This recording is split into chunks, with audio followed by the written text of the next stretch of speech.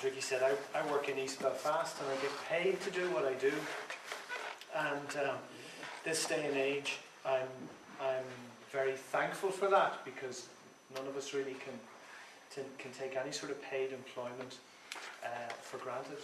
But to sit in a room and to listen to so many volunteers who are doing very similar work, who, in that sense, those of us involved in working in this area can talk about as colleagues in this work. It is endlessly inspiring to hear the passion, to hear the creativity, the good humour, even after a long period at this thing, in a room full of volunteers. And that certainly is a source of challenge to me.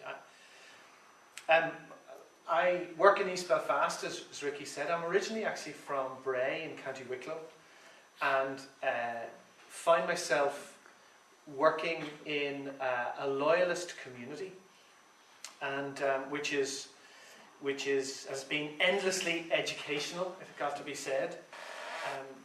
To find that, in a sense, I don't really fit in anywhere.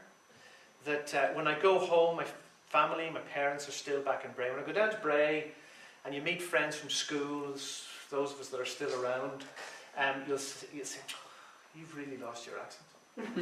You've gone native up there." I said, "Well, it's very hard." But anyway, and then when you come up here and you sit in rooms and people say, "You're not from here, are you?" and there's an instant kind of suspicion that's there, particularly at a community level, and particularly when you bring the kind of accent I have into Inner East, the loyalist parts of Inner East Belfast. But it's been a fantastic place to work for the last 10 years. I knew I had made it. I kind of had got a degree of acceptance about 5 or 6 years ago, when I went to the local bonfire on the 11th night. And I kind of always have to hold my hands up and say, even though I know it in many ways is kind of harmless, whenever I saw the tricolour being burned on top of the bonfire, it did kind of catch. But I remember watching it and the big guttural cheer that went up when it went up in flames. And I started walking around down by the houses at the bottom of Pitt Park there, at the bottom of the Newton Arch Road, and it's all noise and activity, and people of all ages are there, and it genuinely does have a community, a real community feel to it. And outside the house of one of the local loyalist paramilitary leaders, he'd set up a big table, and on this big table he had just laid out bottles of bud and nibbles and all the rest of it. And he saw me across the way, and he called me over, and he lifted one up and he pulled the top off and he handed me, and he says, come on and join us." And I thought, there was a community making space and opening its arms to welcome in a stranger and somebody who was on the outside. I'd only been there for 4 years, but still, you kind of still feel yourself working your way in.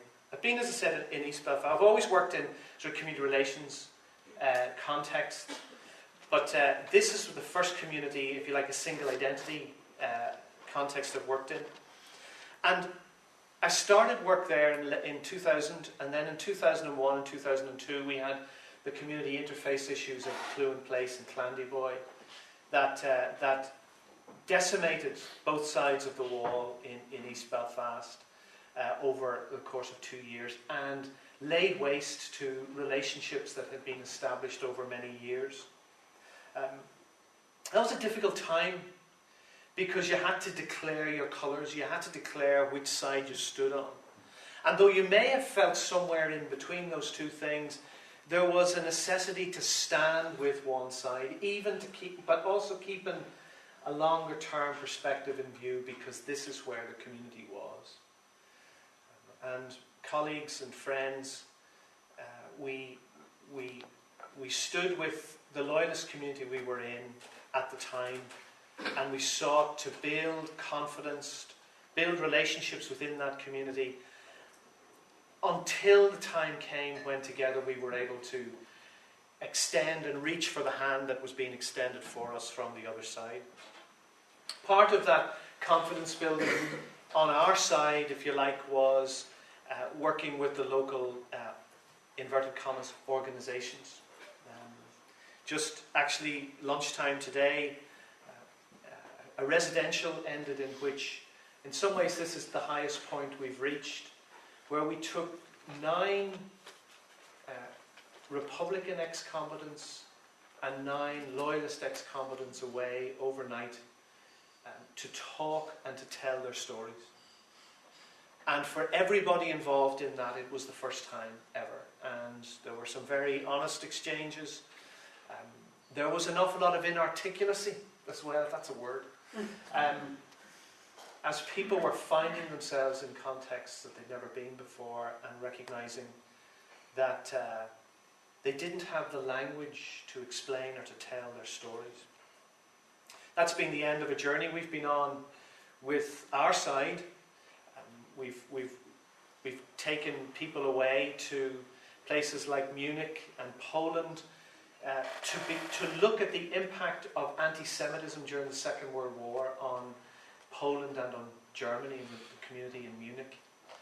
That was 2 powerful visits to see in very stark ways the impact that sectarianism and bigotry has on a community.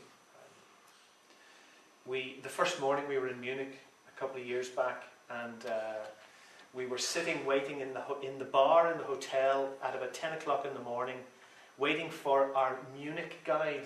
This guy was going to be with us for 2 days, taking these loyalist boys round Munich, pointing out this is Jewish Munich, which there's nothing to see because the Germans effectively obliterated it. And then the second day taking us around and looking at Nazi Munich.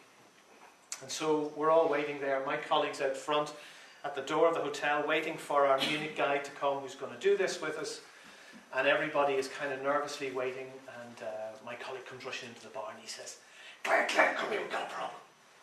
And he pulled me out and he brought me out into the foyer of the hotel to introduce me to our Munich guide, whose name was Brendan from Dungannon. I thought, of all the people in this huge German city, we have to get Brendan from Dungannon to show a bunch of loyalist paramilitaries and to impress upon them how sectarianism can damage communities. But it was a terrific couple of days. Sandra asked me to say, look, I'm no expert in this, I've no training in it, I've no particular... I feel like the kind of sitting thinking, as you guys were talking, a bit like the Barack Obama of community relations, in that he manages to get the Nobel Peace Prize for not doing a whole lot.